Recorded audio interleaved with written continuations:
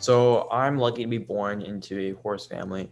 My mom's an international dressage rider, currently on the shortlist for the Olympic Games. My father is from Calcutta, India. He grew up playing polo there and riding in the military, as my grandfather was stationed in the military in India, and my grandmother as well, my father's side. So he grew up there playing polo, love for horses. And then he came to the United States when he was 17 and started his journey there. And that's a whole story I'd love to share for y'all too. Mm. But they grew up with horses, and then they got into the competitions.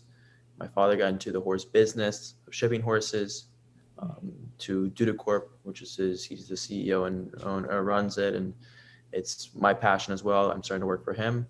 But I was born into it, and then I probably was around 3, 4 when I had my first pony, and then I did Okay. the pony club. I did the lead rope, and then I went from the pony, and then I had that interesting stage where it's like, oh, I'm not going to do horses. I'm going to be a kid. And, I enjoyed being like growing up in Florida, living on the canal system in Florida, fishing all day and having Mm. fun and just going to school. And then I was probably around 8 years old when I fell back in love with horses. Really, I had a Shetland pony in Germany called Bondi. My godfather, his name's Guido Klata. He also has a transportation business from Europe. He ships Okay. horses. He gifted me this pony, and it's funny because he has lorries in Europe that he hauls horses around. And one day I was with my mom at her stable. She was in Europe, and one of the lorries came, and out pops this little Shetland pony. And with the Shetland pony comes this IKEA box stall that we put behind the barn for the pony, and it popped up like it was like a little tent that popped up, and you could put the pony inside of it. And that was we were there for a whole year, and I fell in love back with horses. And then he gifted me a jumper named Artus, who was my first horse pony, who really like would taught me how to ride. And I did the jumpers for about 4 years, and I trained with Paul Belliere, and I got to train with Erica McKeever and Barney Ward over at Castle Hill in New York. And I got to really learn how to ride a horse. That was the big thing for me. Wow. And then when I was 12, my father took me to Stick and Ball, a polo pony, with a friend of his um, named Carlos Garcia and Ruben Garcia, who are from Mexico. They are a very good polo family. Sadly, Carlos died a couple of years ago, but his brother is still in California, who I got to work for this previous year, so it was very exciting. Um, I stick and balled with them this second, and it was weird because it was the second I got on the horse with a mallet, it was different. I had this connection to it. It was easy, and I was like, okay, this is easy. And after I finished, I was like, okay, I'm done. This is it. I want to go Wow. to bowl. And he was happy because he always wanted to start playing again, and he was happy that his son was into it. So we got. I mean, I we bought the horse. I sold my jumpers. I bought the polo pony that I stick and balled for the first time, and I still have her today, and she's still Aw. playing today. She's a Oh, little, she's grandma, but grandma still goes. She's there very you go. There you go. Oh, that's exciting happy, though. and Mm-hmm. I'm really happy. I mean, you can't. I wouldn't look back. I wouldn't do anything else. So I'm very excited. When you said you got on that horse and got the mallet in your hand and it just was easy, were you able to? How did they start you, if I could ask? Because I've seen people who have worked with the mallet and the ball, and so tell me a little about that. I grew up going to the polo games here in South Florida and Palm Beach. I grew up around polo players. I really wasn't interested into the sport, but I grew up hitting the ball with the mallet, the hand mallet as a kid. I grew up doing that, so I had an idea how to swing and hit the ball on the ground. Never did it on a horse before, and I got on that horse, and everything made sense. Everything clicked together. It was very easy for me to learn. Not that it was easy in the first step because it's a new activity, or riding and hitting the ball at the same time, Sure. timing, distance, um, depth perception, everything changed. But it was easy to learn. It was natural for me to learn, uh, and I took to it quickly, and I really had like a passion towards it. And I think the biggest thing for me was I was starting to get a little bit afraid of jumping, which seems crazy because like polo, you would think sometimes it's more dangerous, or there's more things that can happen and can go wrong and get more injured. But for me, it wasn't that. It's that I was not having the love and the dedication to jumping as I did towards polo. And then the switch was within a week almost. It was like, these horses I'm selling to good friends. I know where the horses go. And to be honest, I don't even think I sold them. We retired them in Rigby Farms up in Maryland. They were like, okay, your job is done. Go have the fun. And then Wow. and the mare's name's Pava. Pava is my first polo pony. Papa. So sweet. So from going into that then, and you just, passion for it was there. You had, been just really kind of playing really, but then you came into it. You came into your Yeah. own once you got on that horse, So from there, how long did it take you to kind of say, okay, I want to be in, actually go into the game and the I match? from stick and balling for the first time, so it's like riding the horse and hitting the ball, to my first practice was, I believe it was like 2 months of stick and balling, Okay. and then, or a month and a half, 2 months, and then I got to play some chuckers at a club called Gulfstream it's over in Lake Worth. It's no longer there. It's now houses, but it's amazing how things around here start turning and everything starts changing. But it was a really nice club, old school club of polo, and I played practices there. And then within a year, I was already playing tournaments. I was playing a tournament. I started in November, stick and balling, like my first time riding a polo pony and stick and balling, and I played my first tournament in February. So, So what does the practices look like if you start by yourself? Do you start by yourself on a field to learn how to hit the mallet with the? I mean, you don't want to hit the horse. You don't want to hit other people. Do they teach you those things first so you don't make it dangerous for anybody or yes, yourself?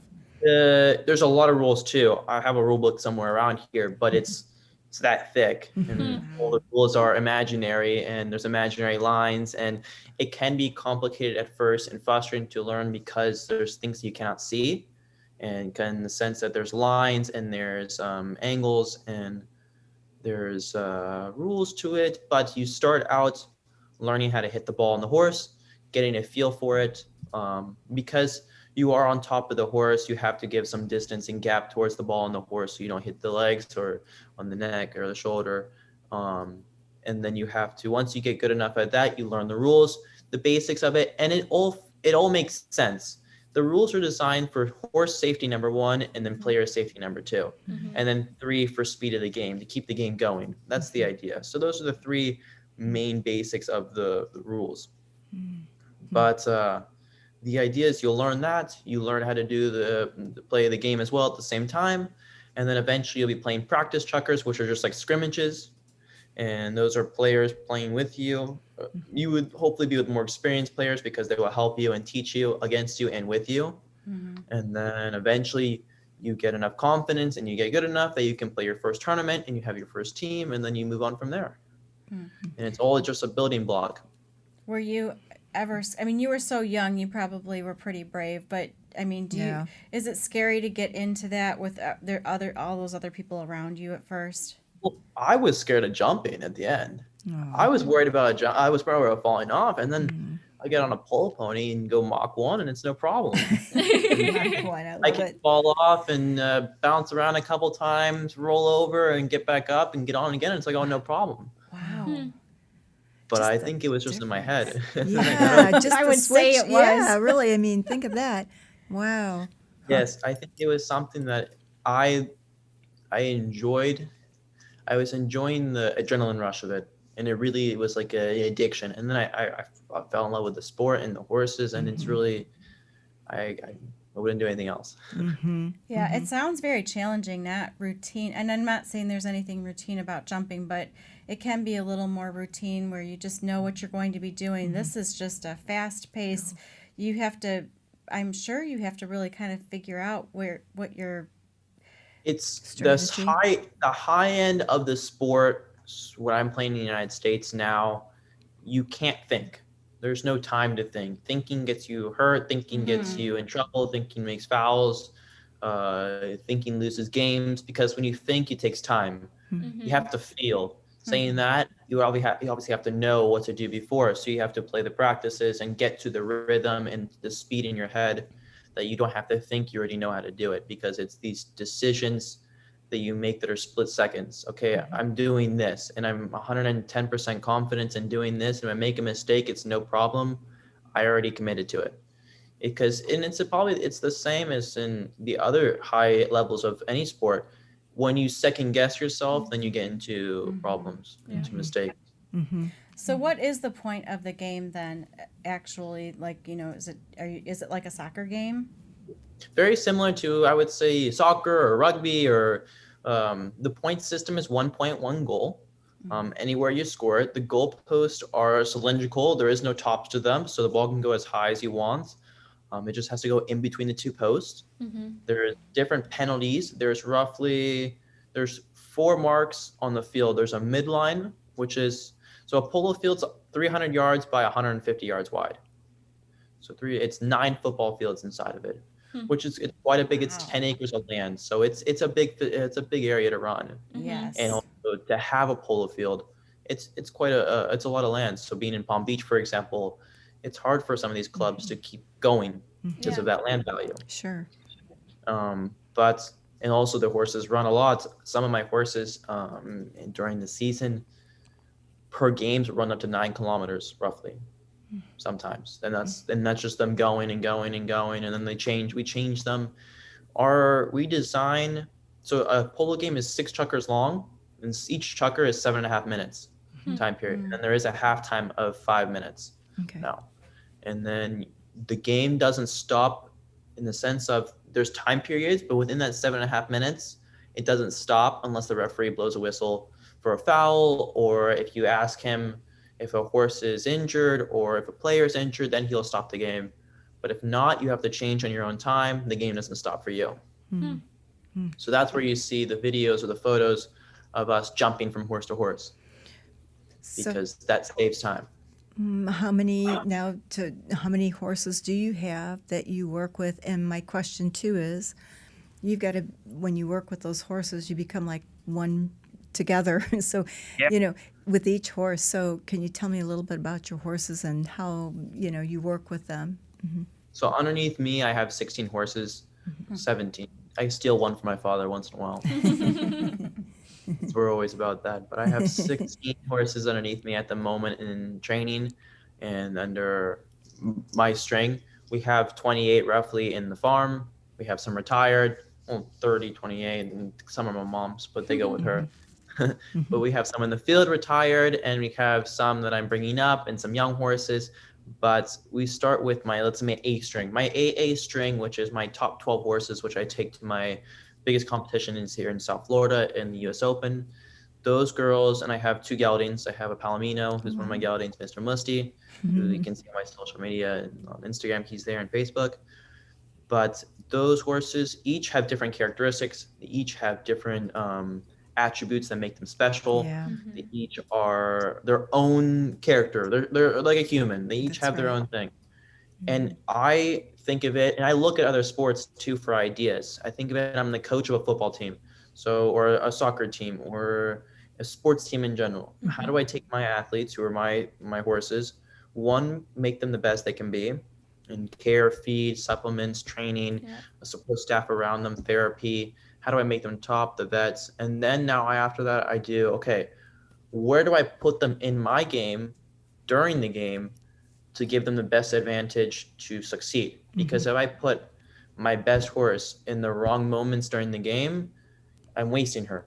But if I put a horse that I know I'm going to be medium in that game level, okay, I can put one of my good horses or my good spares, because the game is long in the sense of it's an hour and a half, 6 chukkers, 7.5 minutes each chukker. The horses can't normally do a full chukker unless you have like top. But even then, our whole idea is to be on the best horse as much as we can.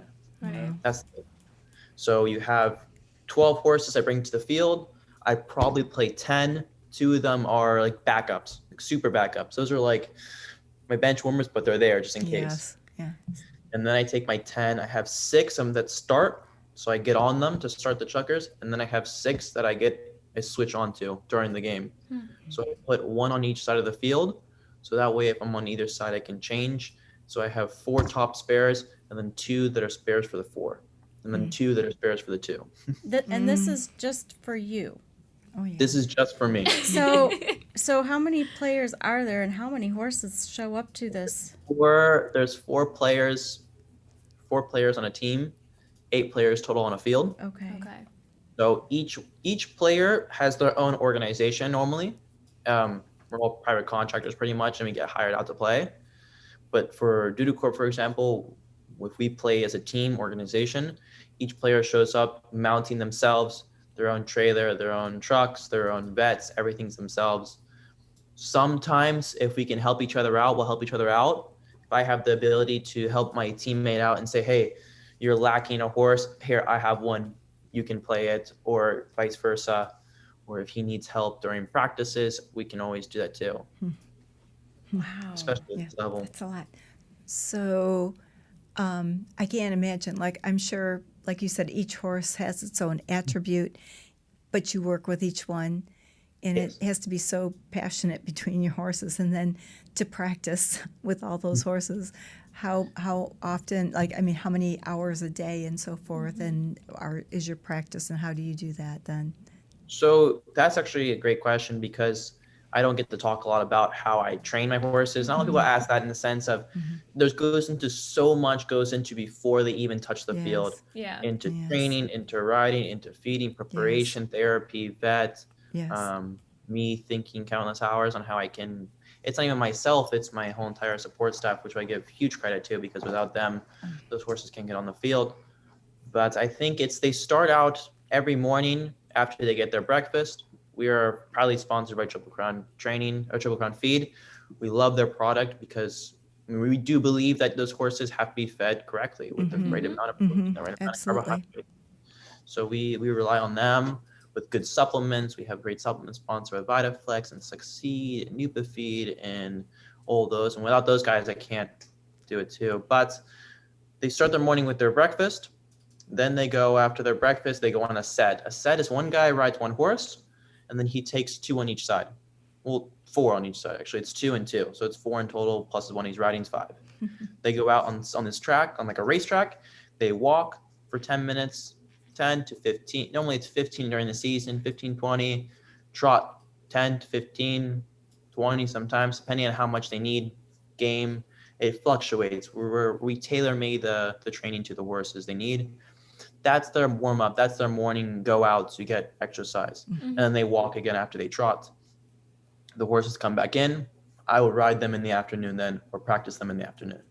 So if I'm going to ride them in the morning, they don't go on sets. I ride them or practice them. If they practice, they don't go out in the afternoon for sets. If they ride them and I ride them lightly, then they'll go back out for sets. The idea is to train these horses similar to an event horse, running the Derby or running 5-star. I want her or him to be as peak season. I have 6 weeks, so I need to make sure that I'm like 60, 80, 90, 100% fitness. And then that's where we're at because it's a long season and I want them to be in their best physical for the best tournament. How long is your season, and how much downtime is there for these horses, and what do they do then during that downtime? My season in Wellington starts January 1st, roughly, depending on which tournament we play first. January 1st until April 19th, 20th. Only a couple months here in Wellington. You can play in May as well. Sometimes I do. If I have a summer job, like I'm going to Nashville in June next month, I will be there for a month, and then I go off to Kentucky next. Then I take the spares from the Open and my second string, they mix them together, and then I take them and go play in the summer. Because the spares don't enter as much as the main horses, they don't get played as hard, and the second string is more for like training, practice, play the lower level polo, and then they get a break, 21 days, refresh, and then head out for the summer season.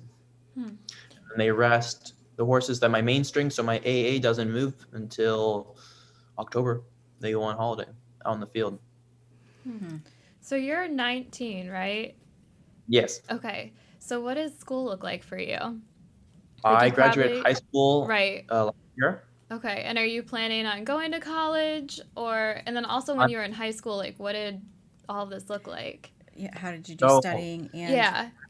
yeah, I had my best year so far. It was in 2019 and I was in high school, and I won a bunch of cups. But I went to like a special school for athletes called Okay. Number One Education Place. It's like a tutoring school. I went to the University of Nebraska online, so I could do my work online. I had the ability to travel. I had the ability to go to Argentina for months on end.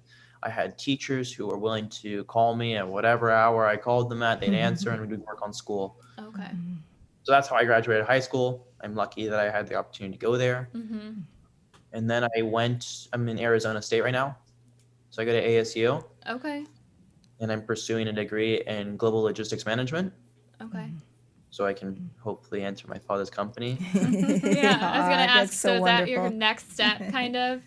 And how? Eventually, Okay. I work for him now. I do a lot of more like special games like Pan American Games, SWAG, Olympics, stuff like that. I work for him, and I go to the games and unload all the horses and work with him. And then I do day to day. I'm in the office a little bit more. I focus on my stable, which I have the privilege to do that. And then I have my own business adventures that I go off on and try to go off and diversify. But with school, I do online, and I'm kind of doing it where I bulk up on the classes on the months that I don't have so much going on. Like I'll have, if I'm not moving or if I'm here in Wellington and I'm not playing that much, then I'll bulk up on some classes. And when I am playing, I'll go down on some classes and thin out, just Yeah. so I can try to devote as much time as I can to the barn. If I were to ask you, like, the adrenaline, like you get addicted to it, and I can understand that, what would be some of your favorites or the most favorite things that you like about what you do? And maybe, I know you love all of your horses, but is there any particular horse that you just have a favorite that, yeah. Yes, yes. I have one mare. Her name is Diamante. She's a chestnut American thoroughbred from San Diego, from Southern California. Trained in Mexico until a 4-year-old, and then she came to the States where I bought her. She's my girl. She is my queen. I Aw. cherish her, and she knows it too. Knows that she's the best one, and she knows it because it's easy for her. Yeah. She does everything, and she's like, "Oh, I have to do it today. Okay, no problem." And she does it. Aw, that's so Yes, sweet. she's amazing. And then I have another mare called Estampa. She's another American thoroughbred in the Calibre sales. She was bought, and then I bought her as well as a 4 or 5 year old, and then made her up from there. And those Estampa has been with me since I've been 15. Aw, wow. aw. And You, then Diamante came in my life when I was 16. So these mares are just coming into their prime now. Luckily, when I'm starting to get better, but they made themselves through me. They helped them. They helped me. They taught me how to make them. yeah, So it was really yeah, something special. And those are the special horses that yeah. we get the chance. And I don't know if it's good or bad, but Diamante is one of those mares that you only get. There are one or two in your lifetime, Yeah. or they come in ones. You get one, and then she'll pass, and then the next one maybe will come 7 or 8 or 9 or 10 years down the road. You never know. Right. I don't know if it's good that I have her now. I kind of wish it'd be like a little bit later when I'm in my career, because she's that good. Yeah. She's one of those mares that like my father and my manager are like, you have to get off of her. I'm like, no.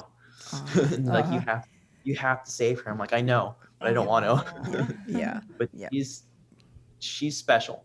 She's one of those special horses and has an aura where Yeah. she's the queen. yeah. Definitely, she's the special mare.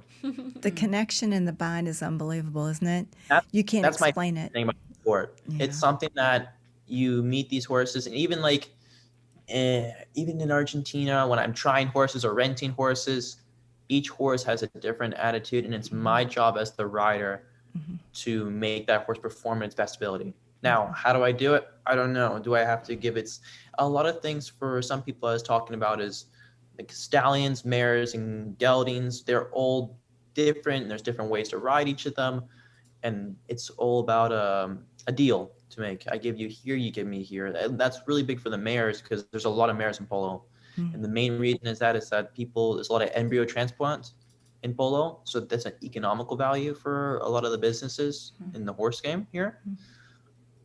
And we get a lot of mares, we get some geldings, very few stallions you'll see, but you'll see them playing. But it's definitely the connection for me. I did not realize that it was that many mares. That's really interesting. So you have to have some days once in a while where your mare gets a little grumpy, or your mare says so. So how do you if you have that day? How do you handle those days? Like I do my girlfriend, I say, okay, today's your day. Give it to you. I'll give it to you. I'm not gonna fight you on this one. Aww. But I have, especially I have the mares that are some cold back, like Estampa. It gets chilly sometimes in Florida, and I know I'm from Florida, so chilly means like 69 degrees or 70 degrees. It's cold for me. But they get a little bit cold back, and they start bucking. I have to let them buck. I gotta let them be. Gotta let them do their thing, make their deal, make those girls shine. And then when they go, they go. It's something special about them. My geldings are good, but I have to push my geldings to a different level. My mares, they lay a lot on the line for me. They go a little bit deeper than I felt for my geldings. My geldings will push, but my mares will dig a little bit deeper for me. That's so Which is special. interesting. That's neat. Yeah, because we prefer geldings, actually. They're a little bit more mellow sometimes. They don't have the attitude. So I mean, my girls got attitude. Yes. I had a lot of them. Yeah. Funny. We have 4 geldings, and the rest are old mares. 28 and 28. So we got 24 mares roughly. Wow. So if the polo just gets you, it's the adrenaline, and I mean, I cannot imagine what that would be like. Is it enough for you to do something else, or like just to take a trail ride, or do you still enjoy things like that, or is that not? My mom will once in a while give me a lesson. She doesn't like to because she says like 20-meter circle, and I try, and she's like, no, that's 21 and a half. And I'm like, can't do it. But I like the trail ride. The farm that we just bought land and now we're at is in Port Mayaca, Florida. So it's about 45 minutes to an hour from Wellington up north. So we're out in the country. We're out in Okeechobee. I have this beautiful sawgrass and like cane fields around me. So I take my young horses and even my maid horses sometimes, and I take them out there and ride them out there, because I believe, especially for the young mares and the young horses in general, it's important for them to get broke. They need to be not scared. They don't need to. Especially in polo, they can't be worrisome. They can't see things and back off. They got to go with full confidence. So I'll go out. I have a young 6-year-old I bought from Texas last year, and I took her out this year, and I said, okay, we're gonna go it's a big canal system. You're gonna see alligators. You're gonna see iguanas. You're gonna see deer. You're gonna see. She was so scared the first time, the second time less, the third, and then she got more relaxed. And now I'll ride her out there. I'll school her out there. We'll train, and then we'll come back. And they get made like that, being horses. So if we were to go to the game, and we've never been to one, and actually go, what's the etiquette of the spectators? Well, polo gets perceived, and it still contains the sport of kings. That's the root of the sport. It's one of the oldest team sports in history. Originated in Persia during the Persian Empire, and then the first recorded match ever held is in 1800s, I think, or earlier. Or no, it's earlier. It's in Japan, and it's all over the world. And you would be surprised. Polo's all throughout the United States, from Virginia, Florida, Texas, Alabama, Georgia, Kentucky, Tennessee, even Idaho, North Dakota, California. So it's all over. They don't care where you come from. They don't care what it is. They just want to show for me, for example, I want to show my passion. I love showing people my horses. I love talking about my horses. I love this sport. I love how it brings people together. It's a team aspect. It's 4 riders competing together. We don't get that so often with the national teams, that it's a fight. We're a team. We wear the heart of our team on our sleeve. This is us. The horses fight for us.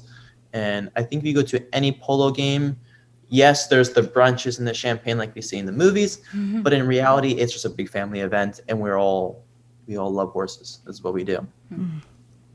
So yes, there are some places that you have your champagne and fancy you can get, and then you can go to the barn and love on the mares and get dirty and play yourself, and it's in itself is just family. It's a family event, and we all are a family. It sounds wonderful. It does. So how would somebody get started? Like, how would they get into polo? So that's a great question. There's a couple ways. One is you can go on a website and called the USPA.org. That's the United States Polo Association. It has a list of every known club. They have their it's a USPA registered club. The USPA is really good because it's our national federation, so to say. They are our body. So they can certify a club. So you know that if it's a certified club, you know it's held to a certain standard. It's not a backyard, which is also fine too. But you know it's held to a certain standard. The fields are held to a certain standard. The clubs hold to a certain standard. There's a certain level play there.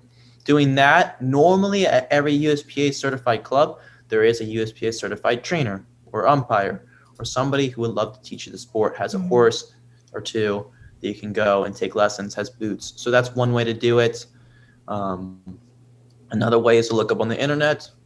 People are out there that would love to teach. People are out there that have the horses and the means to do it. It's quite easy because we're very friendly in the sport. We want more people. I mean, that's in the end of the day, we want the sport to grow. I want to be like the 20s. The 1920s was the golden era of polo because the United States was king. Polo was played throughout the United States, and it was bigger than it was football or soccer or baseball. Yeah. It was the biggest sport in America. It was the biggest sport and pastime in America. So I would like that to happen one day again and be more readily accessible to the public. Do you feel like a person needs to have how can I ask this, like a certain ability or attitude, coming into it in order to be successful? Or what do you feel takes outside of even just, practice and so forth? Is there anything that you'd say that helps with that too in the sport? Yes, definitely. In growing in the sport, you must have, I like to say, like the attitude to grind it out. You gotta. It's not easy, and if you don't get it at first, it's okay. Tomorrow's a new day. You start tomorrow again. Okay. You can't get frustrated with it because you are dealing with horses, and horses have a mind of their own. Some days they're like, I'll do whatever you say, and the next day they're like, I'm doing everything opposite. So there's days like that. There's days that you are not on as an athlete or as a person that you just can't see a ball and I can't do anything today. I have those days a lot sometimes. It happens. But you can't get frustrated. You got to keep going at it even when you think that it's not going anywhere, because sometimes you're at that threshold and that level and then you break through and then you go to the next. That's another thing I would add. And I'd probably add that when you get to a certain part, you have to believe in yourself. Yeah. You have to believe that you have a confidence, because when you believe in yourself, then you can do anything without second guessing. If you make a mistake, you make a mistake. It's no problem. You go on and do it again. So those are like my biggest things, probably. So we talked a lot about, you training your horses, but do you have a personal routine that you do as an athlete? Do you work out, on your I own? work out, especially now in the off season. I normally do about 2 hours every day in the gym. I have a trainer here in Florida, and eating right, trying to, because it's a stressful situation. I lose weight sometimes. I try to be in the right area. Yep. I'm a big person, and I try to look at other sports for inspiration, other athletes for inspiration, other equestrian sports for inspiration. But at the moment, like I'm looking at football or soccer or tennis players, everybody has a nutrition coach. And so to say, I don't have one, but I look at, okay, these guys are super athletes. They're in the top of form. Maybe I have to add that to my thing. Maybe I have to be a super athlete. So that's where I'm trying to push that beyond and become a super athlete so that I can be better for my horses. I can be stronger to make my horses go in a certain way. Do you mind if I ask you what is a good go-to food for you if on the run kind of and you need to grab something for, some good energy? Do you have any ideas for people for that? Just a good, your kind of standby type of thing? Bananas for me, because it is hot in Florida. You sweat a lot, you cramp sometimes. Bananas, protein shakes. I have mine that I do. Water. I'm a big person on drinking the water. Growing up here, it's hot too. Any of my father got me on like these powders, but like The other great thing for the water is the liquid IVs. Those are good. Fruits, vegetables. I like to try to do the healthy way and the original way.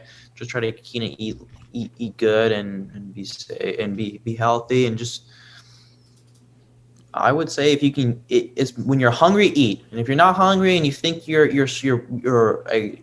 exhausting those energy and the calories on a day when you're riding, just keep going, because that's the last thing you want is to get tired or fatigued or Yeah. to get lightheaded because we are dealing with animals. We're dealing with, and it's our jobs to be 110% when dealing with Yeah. them. Right, definitely. So with all of this, you live in Florida. Do you get time to go to the beach and have a social life too? Sometimes not. Okay. I haven't been this year yet to the beach, and I live 25 minutes from the beach. Oh, Oh, wow. I know. I got lucky last year. I got to help out on a fishing boat with a sponsor of mine, which I'm really grateful for. That was fun because it's something that I love. Mhm. And then I got to be on the water. But like now, my schedule is really just riding in the morning, go and work out, and then come back, either go to the office or do some school or work on some new projects. But every once in a while, I'm going to, now that you say it, slip away and try to go to the beach one time. Aw. But I can give like a brief of how his story is, if you like. Okay, sure. I think that he's such a main figure in the equestrian industry, with being the largest airlift, like he ships the most horses via aircraft. His stories, it's an inspiration for myself too, because I get up in the morning and I go to the barn. It's tiring, yes, but we do it because it's my love. It's like, this is what I do. This is like what I'm born to do, and it's like I enjoy it. And he did it. He did it from. I mean, he was 17 when he came to the U.S. with like $300, nothing. Wow. Taxi driver, a janitor, a school bus driver, drove trucks, hauled horses, and he owned his own hauling company, and then he owned his own aircraft company, and then he was a groom, and then he made his own business, and then he never stopped. Amazing. Hard worker, Yes. lots of determination. 100%, and a love for horses. It's a true love. It's the love for horses that you see. Like, you ever go to like the pony clubs and you see the kids, like, he's the same way with the horses he has now as he probably was when he was 8. It hasn't changed. But now he can buy as many ponies as he wants, the yellow one, the gold one, the red one. And I'm like, no, Dad, we have to sell that one, and I have to do it. He's like, no, we're keeping it. I'm like, but I got to clean inventory and I got to move stuff. He's like, no. No. I'm like, okay, fine. It's okay. I'll make more paddocks. I'll build more paddocks. That is wonderful. But like Pava, for example, that's my first pony I've ever ridden, a polo pony. First horse taken bald. We bought her. First horse I practiced. First horse I played in the tournament. She's 26 and still rocking and rolling. Wow. She's 26 and still playing. Unbelievable. Wow. Boy, good strong horse. Yeah. All right. Well, we will be taking a short break, and when we come back, we will enter our next segment, Canterbanter. Do you love horses and live the equestrian lifestyle? Be sure to check out our brand new blog at www.yourhorsefarm.com. We publish 3 posts per week and feature a free printable equine checklist every month. Yourhorsefarm.com is a great equine online resource, so be sure to share with all the horse lovers in your life. And remember, laugh much and ride often. Our next segment, Canterbanter, is brought to you by Ram Horse Fencing and Stalls, the one-stop shop for your horse farm. Ram is family-owned and operated and has been in business for over 30 years.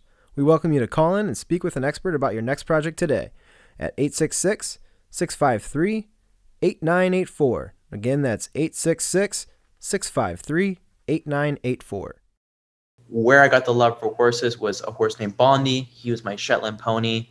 I found him in Germany. My godfather dropped him off with a little portable IKEA stall, just plopped right there. But he comes from a Shetland pony farm. So there is hundreds of these Shetland ponies roaming the field. And it's probably the cutest thing you've ever seen. I bet. But he was mine. That was my Shetland pony. And I would ride him, and he would dump me every day. Face first into the dirt. Every single day. I probably couldn't stay on him for more than 5 minutes. He would put me to the ground. But I loved him. He was mine. He was my pony, so I was going to ride him. I had my vest on, I had my helmet, and I knew I was going to work. remember a clear point that there was. My mom was like, "Listen, if you stay on, I'll give you $5." And I was like, "We're staying on him. I'm going to ride him." And I stayed on. She would put like a $5, it was €5 note in between my legs, and she said, "If you can keep it, if you stay on the entire ride, you can keep it." Wow. Wow. I rode that pony. I rode that pony. I wasn't going to fall off. And he would even take me. There was these tall bushes on the side of the ring, and he would go and he would just turn left into the bushes. Oh. Through the bushes he'd go. Oh my And the gosh. bushes would take me off, and he would go and eat grass, and he was like, "I got you again." Yeah. It got to a point where I had this love for this pony. I would go and like chop up like carrots and apples and like go and chop grass and put it in a bucket and like feed him. And I had a love for him, and he gave me my first, like, I would wash him and braid him, and he was my pony. And he gave me a love that I still have today with my mares, my geldings, my horses. And he taught me how to ride in the sense of its determination. If you're going to ride me, you got to ride me. Yeah. It's not easy. You got to earn it. That is so funny, though. That's a Shetland pony, though. I mean, Yeah. but you had determination, boy. I'll tell you. I had to ride him. And what a concept with the $5 bill, like that you have to, Right? yeah, Mama knows. very smart. That's a good one. I like that. Mama came up with some good ideas. I'd say. I think I even had like a tricycle to ride, but it was like one where you sit back in, like those pedal bikes that you sit into, and you like turn, it's like balance. I tied lead ropes together and then attach it to his halter and would drive him around with it. Oh my goodness. Around like this farm in Germany, and everybody's like, the kid's having fun. My mom's like freaking out, like, what's he doing? And they're like, no, he's being a kid. I would drive my pony around with my homemade contraption. Oh my You gosh. really played. Cool. You played with your Oh. pony and loved your pony. Yeah. That was my pony. I was like, oh, we have to fly him back. And it's like, no, you don't have to. Aw. Aw. He went and they talked to me. It's like, he's got to go back to the farm because he was part of this pony club. He was part of, like, these kids would come and like ride them and like do what I did with I had mine for my entire year there. But he would go back to this barn, and it taught me like it's more accessible to everybody, because it was like a camp. Kids could go there from Germany and play with horses and swim with horses and these Shetland ponies, and it gave me an understanding that it gave the love to somebody else. So it was really important to me. Sharing. And I realized that at the end, like, okay, Bondi can't go home with me because he's got to go and teach some other kid the love for the horse as well. Sweet. Very They were- cool. Something special. Very special. All right. Yes. then. Thank you so Thank much for joining you. us today. Thank you guys. Thank you for having me. It's a pleasure. We hope you enjoyed listening to our podcast and encourage you to share with all your equestrian family and friends. You can tune into the Late Night Riders podcast show every Friday night. Each episode will be uploaded exclusively on YouTube, where you can subscribe to our channel to stay up to date with all of our latest shows. Do you have a topic you'd like us to discuss? We want to hear from you. You may email us at podcast@ramfence.com or feel free to leave a comment below. Thank you again for listening.